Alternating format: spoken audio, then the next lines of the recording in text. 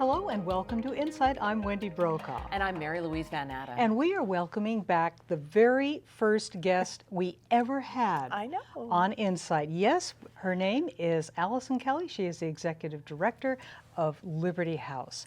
Welcome back. Yeah, it's been a year. Can you believe we've been on this? We've been doing this show for a year great to now. be back. I know. Well, you look great with the set. I was going to say. And so much has happened with Liberty House since we first had our show. It's just so exciting to hear everything. It's been a big year. Yeah, Talk about it with us, could you please? Well, I think, first of all, thank you for having me back, and it's an honor to serve as the CEO of Liberty House.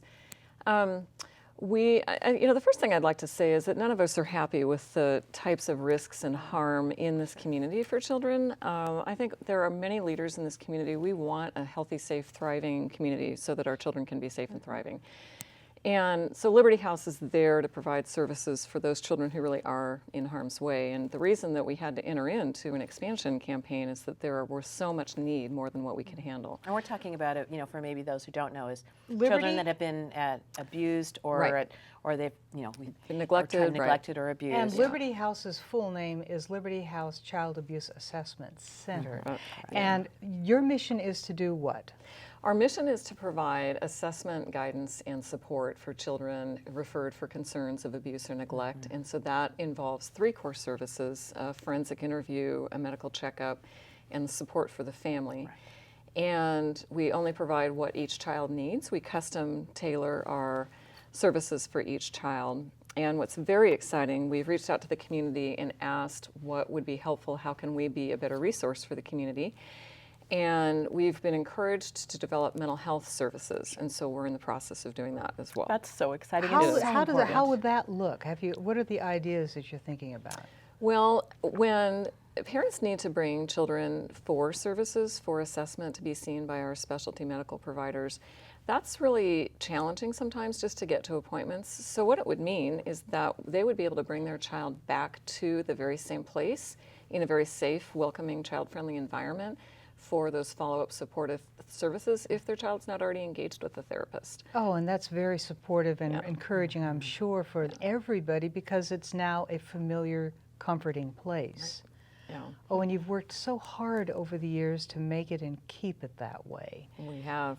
And the biggest limitation historically has been lack of space. And so due to the overwhelming support of the community and grantors and funders and individual donors, we were able to raise enough money to purchase the building right next door from the home builders groups. And that was where we came in when you were just starting that campaign. Yeah. Well, it actually worked and it for happened. you. It did. It did. We have a little short video we'd like to show about your expansion. First of all, before we see the video, which is great because you and I were picking our way through nails and construction, but let's get to that in a minute. But what did it all mean? What are you going to be having in that building? And also tell us, what are you going to be having in the old familiar building? Well, let's start with that first. In the original clinic building, we had 1 waiting area and 1 family support area and a couple of interview rooms. So when our remodeling project is complete, we will be able to have 3 exam rooms and 2 family waiting areas and more interview rooms. So we'll be able to see about double the number of children we were seeing before. And some of that's because the need for confidentiality and privacy, isn't it, too? You can't just have a whole group of people waiting in a waiting room. That's really important to this process. Yep, that's exactly right. So when a family comes into Liberty House, they'll have that waiting room all to themselves, and that's what we say. This room is yours for the whole morning or for the whole afternoon, and it just creates that gift of space and time in a quiet, child-friendly environment. And then because we were able to move our admin staff out of that clinic building, we needed a place for them to go. So we are in one wing of the new building, and in the other wing of the new building, that's where we will be able to house our mental health program. And it's just across the lawn. It's right now across a lawn, and we are planning to put in a beautiful children's garden to be a healing, beautiful place for children and their families to look at and wander through. And I have one other really neat detail about that as well. So it's going to be super exciting and so important to our community. We want to be that resource. We want people to know that if these concerns come up, there's a place they can turn. Well, why don't we take a look at that video? Oh, yeah. A tour, a before and after. Yeah. I like before and after, shall we? All right, let's do it. Let's take a look.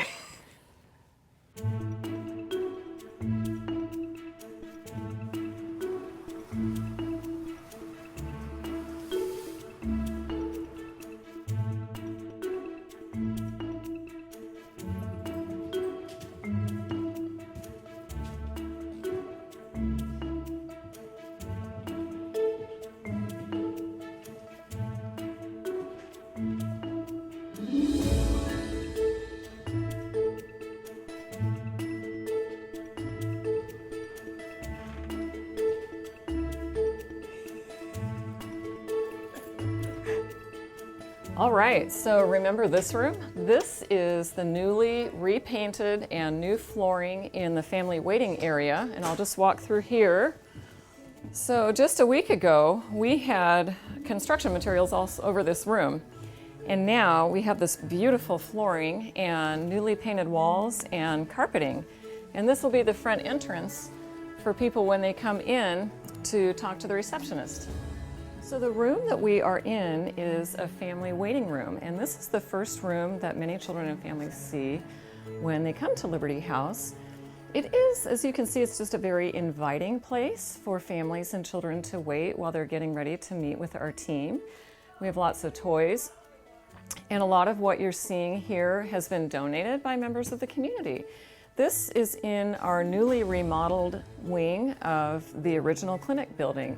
And just a year ago, actually just a few months ago, this wing was nothing but offices, and we've been able to move the people who used to work in those offices out to our new building, to offices in that building, so that we could make this part of the building more welcoming and able to be used for families and children. This is the information you want, right?